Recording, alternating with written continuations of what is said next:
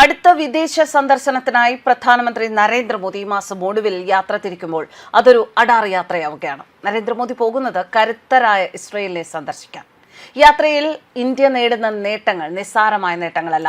പ്രതിരോധ രംഗത്ത് ചടുലത ഉണ്ടാക്കുന്ന നീക്കങ്ങളുമായിട്ടായിരിക്കും നരേന്ദ്രമോദിയുടെ മടങ്ങിവരവ്. ശത്രു രാജ്യങ്ങളുടെ ബാലിസ്റ്റിക് മിസൈലുകളെ ആകാശത്ത് വെച്ച് തന്നെ തകർക്കുന്ന ആന്റി ബാലിസ്റ്റിക് മിസൈൽ പ്രതിരോധ സംവിധാനം, അതാണ് ഇന്ത്യയുടെ ലക്ഷ്യം. അതുമാത്രമല്ല, രഹസ്യ സ്വഭാവമുള്ള ടെക്നോളജി സന്തോഷത്തോടെ ഇന്ത്യക്ക് നൽകാൻ നെതന്യാഹു തയ്യാറുമാണ്. ഇസ്രയേലിന്റെ സഹായം ഇന്ത്യയുടെ മിസൈൽ കവചത്തെ കൂടുതൽ കരുത്താക്കും. പ്രതിരോധ രംഗത്ത് ലോകം ഉറ്റുനോക്കുന്ന വമ്പൻ കരനീക്കങ്ങളുമായി ഇന്ത്യയും ഇസ്രയേലും വീണ്ടും കൈകോർക്കുന്നു.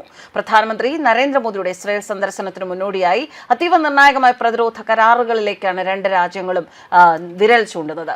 ശത്രു രാജ്യങ്ങളുടെ ബാലിസ്റ്റിക് മിസൈലുകളെ ആകാശത്ത് വെച്ച് തന്നെ തകർക്കുന്ന ആന്റി ബാലിസ്റ്റിക് മിസൈൽ പ്രതിരോധ സംവിധാനം, അത്യാധുനിക ലേസർ ആയുധങ്ങൾ, ദീർഘദൂര സ്റ്റാൻഡ് ഓഫ് മിസൈലുകൾ, അത്യാധുനിക ഡ്രോണുകൾ എന്നിവയുടെ സംയുക്ത വികസനമാണ് ഈ സന്ദർശനത്തിലെ പ്രധാന അജണ്ട. ഫെബ്രുവരി 25-26 തീയതികളിലാണ് പ്രധാനമന്ത്രി ഇസ്രയേൽ സന്ദർശിക്കുക. പ്രതിരോധ മേഖലയിൽ വിപ്ലവകരമായ മാറ്റങ്ങൾക്കാണ് ഈ സന്ദർശനം സാക്ഷ്യം വഹിക്കുക. ഇസ്രയേലിന്റെ കൈവശമുള്ള ഏറ്റവും പുതിയ സാങ്കേതിക വിദ്യകൾ ഇന്ത്യയുമായി പങ്കുവയ്ക്കാൻ ടെൽ അവീവ് സമ്മതിച്ചതായാണ് വിവരം.